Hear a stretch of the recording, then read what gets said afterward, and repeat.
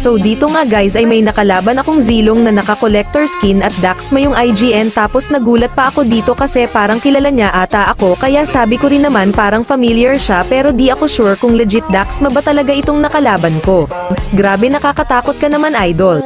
Dito guys ay pumunta lang ako sa mid at susubukan ko munang magpapapitas sa kanya ng maraming beses para yabangan niya ako. Chambalag. Content creator tapos malagtapon mo CP mo. Tapos napitas niya ulit ako dito. Aba, tumitipi abang naman. At napitas niya ulit ako dito, pero ayos lang yan kasi tinitignan ko lang yung galaw niya. Cheater, sakit. Akala ko ba sa creation camp lang ako malakas? Pupunta lang sana ako sa mid kaso nakaabang na pala itong si Zilong, kaya nabigyan niya ulit ako. Sa abang ka lang malakas. Kahit sabayan hindi mo ako kaya. At nabigyan niya ulit ako dito, pero ganito naman talaga ang bida nagpapadurog sa umpisa.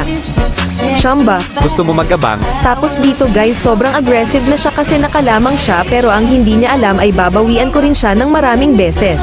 Greedy. Tapos dito guys alam kung pupunta siya sa turtle, kaya nag-abang na lang ako.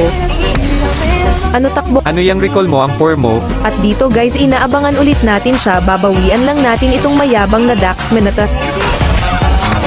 Okay. Dumaan ka ng maayos ang hina mo. Sinabihan pa akong bata dito, kaya itong bata ang dudurog sa Zilong mo. Okay. Nag-buff ka pa wala namang kwenta yan.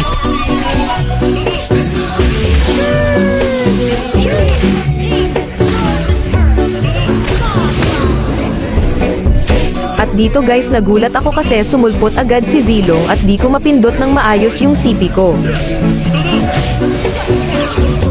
Pinitik. Ayaw mapindot. Tapos tignan nyo dito guys kung gaano katakaw sa kill itong Daxman na hinabol talaga ako.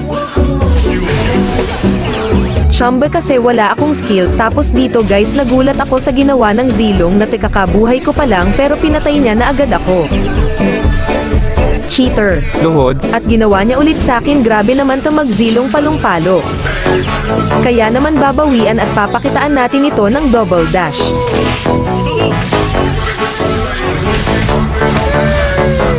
Kumukuha pa ng buff, kala mo naman talaga malakas mag-Zilong.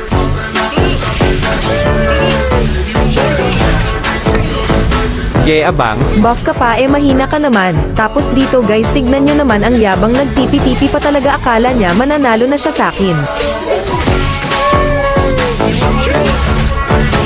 Tipi. Tapos dito mga idol nagulat ako, tignan nyo ang bilis niya magbenta ng item, kaya ako patuloy yung nabigyan sa part na ta.